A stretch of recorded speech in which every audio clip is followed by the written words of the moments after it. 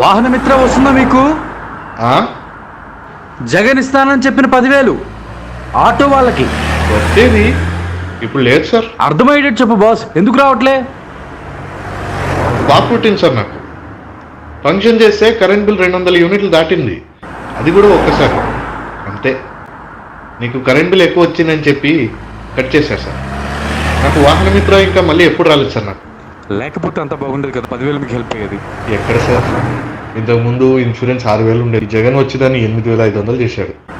Diesel rates, ఈ roads ఒక్క ముక్కలో చెప్పాలంటే ఇచ్చినట్టే ఇచ్చి మళ్ళీ ఆడి జేబులో ఆడే వేసుకుంటున్నాడు.